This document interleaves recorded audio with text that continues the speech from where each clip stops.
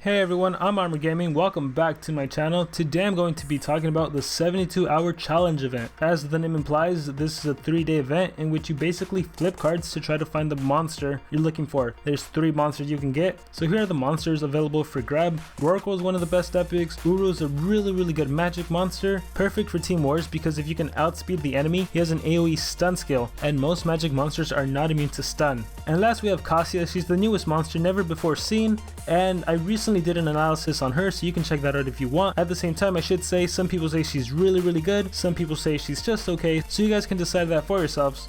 But the purpose of this video would be to show you guys how the 72-hour event works. So to do that, I need to scroll on up all the way to here where it says challenge coined. You will enter the event with 315 coins. Okay, the main objective of the event is collecting coins as much as possible. There are 4 free ways to collect them. One is collecting gold from your habitats. The second is harvesting food from your farms. You can also breed monsters in the breeding mountain or ultra breeding tree. And lastly, you can defeat opponents in PvP. And for those of you who have money laying around and want to spend on this game, you can also buy coins from the event shop. But this video will be primarily on those who just want to get coins without having to spend money. Cards. Every time you open a card, it requires coins. The more cards open, the more coins required to open the next card. Depends on the puzzle, you will have certain chance to get the monster. The chance will increase every time you open a card. So for example, I'm going to scroll down to mission summary, and in mission summary it basically tells you all you really need to know. So for example, let's say you're going for Rorcal. For Rorcal, he's mission 1.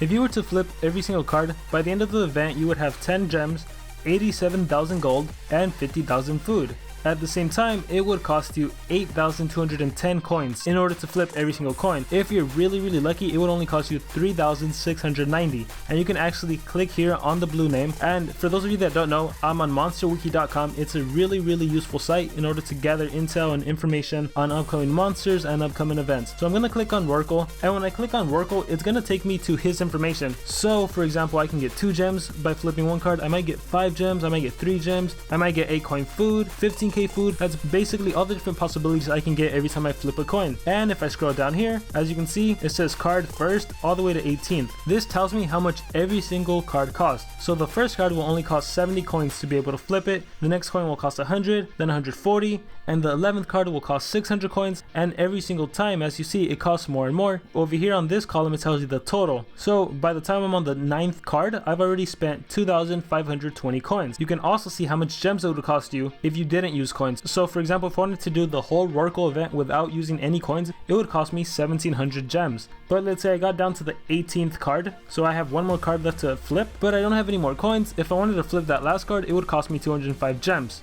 And here's the really important thing, chance. If you ever see someone say that they got Rorcal, if they got any monster on the first card, I think it's safe to assume they're lying, because according to the wiki info, the chance of getting Rorcal on the first card is 0. And actually, the chance of getting Rorcal on even the 10th card is 0. You only have a 10% chance to get Rorcal on the 11th card. So if someone says they get Rorcal anytime before the 11th card, I think it's kind of safe to say they're lying. And if someone brings up the idea of using a slow motion app to see where the monster is, from my experience, the whole card shuffling is just a gimmick. It's just for show. You can't really follow where Rorcal is and get him. Again, that's at least from my experience and based on right here that it's really just a probability thing. So for example, if there's only 2 cards left, the 17th and 18th cards, that means one of them is going to be Rorcal, and the chance of you actually getting Rorcal that time is actually 44%. So that's one important thing to keep in mind, and you can actually look at each individual monster. You can look at Uru, you can look at Kassia. So going back here, it tells you that if you were to be really lucky and get Kassia as soon as she becomes available, as soon as you have a 10% chance, that's available on the 15th card, and you'll have to spend a minimum of 17,115 coins. If you're really unlucky and the last card you flip over is Kassia, that's going to cost you 22,000 coins, 22,240 to be exact. And in order to clear the whole event, that's going to cost you 49,605. But if you were to be extremely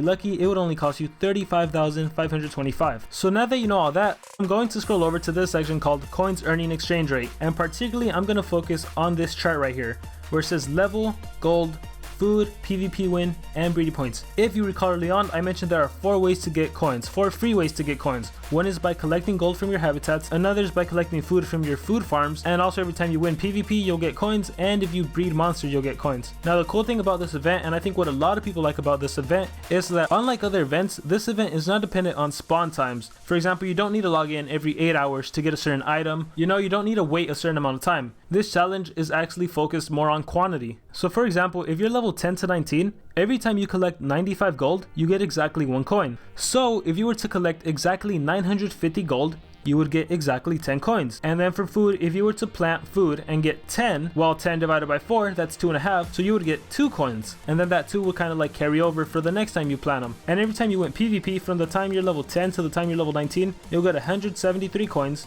And for breeding, you'll get 41. Breeding points, it tells you how it's calculated here. Breeding points are equal to the minute times 50 plus the type bonus. So if a monster takes 60 minutes to hatch, you would do 60 times 50 and then the type bonus. So for example, let's say it was an uncommon, you'd do 60 times 50 and then you'd add 250, and that's equal to your breeding points. And then you get that number and you divide it by 41, and that will tell you how many coins you get. And like I mentioned previously on food, the extra points of each activity will be used to calculate coins at the next time. But now to talk about how to get a lot of coins, and this is the way basically everyone does it. This is the reason everyone saves all their gold. Since the 72-hour event challenges have been starting, people just save the gold, and really that's what you should do. If you don't have any particular reason to spend your gold, you should just start saving it and accumulating it for a time when an event like this happens. What you do at a time like this is you activate your food guardian temple, because when you activate your food guardian temple, it increases the amount of food you get every time you plant a crop. And like I mentioned previously, this event is completely dependent on the quantity, how much gold you collect, how much PvP wins you do, how much breeding points you get, more importantly how much food you harvest. If you're used to planting the black lotus root and it's supposed to give you 100k food, imagine if you have your guardian maxed out and it doubles your crop. Now in order to calculate how much food you would actually need to grow in order to get a certain amount of coins, you can do that very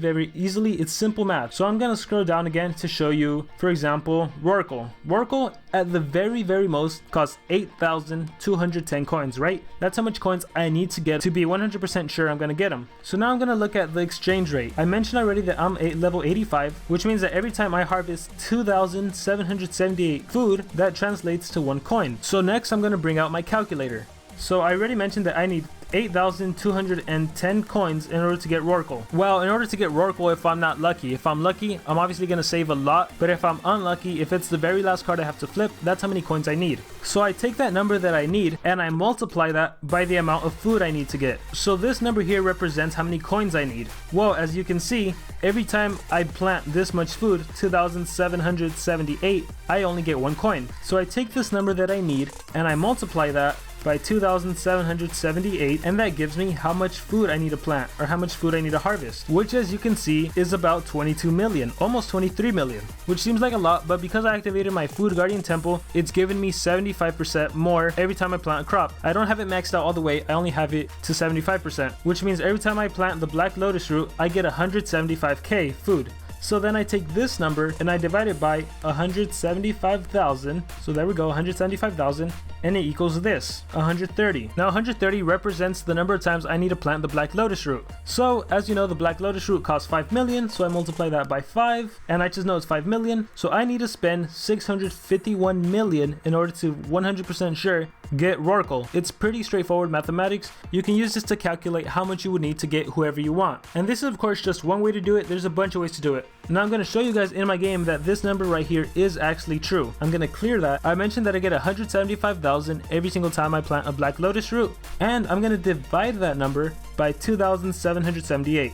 2,778, and that should give me the number of coins I get every time I plant the black lotus root. And there we go, 62.99, which means Social Point will round that up to 63. Every single time I plant a black lotus root, I'll get exactly 63 coins. And you can see that in the background footage of the video. So moving back over here to the mission summary, let's say I'm going after Kassia. Kassia needs 22,240 coins. And I'm telling you, with the black lotus root, I get 63 coins. So another thing I can do is I can just take that number, 22,240, divide that by 63, which is the amount I get every single time I plant a black lotus root, and that equals 353. So I need to plant the black lotus root 353 times in order to 100% get Kassia.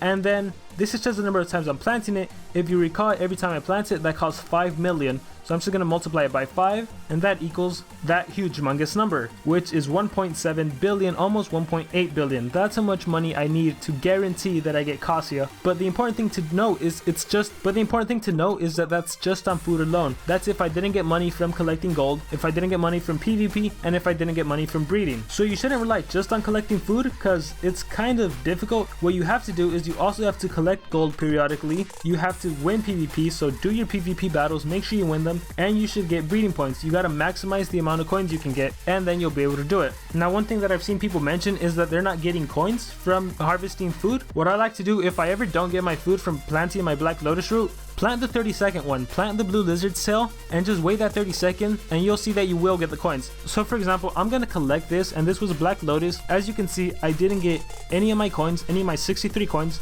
but then I'm gonna go over here, I'm gonna plant the blue lizard's tail, I'm gonna wait 30 seconds,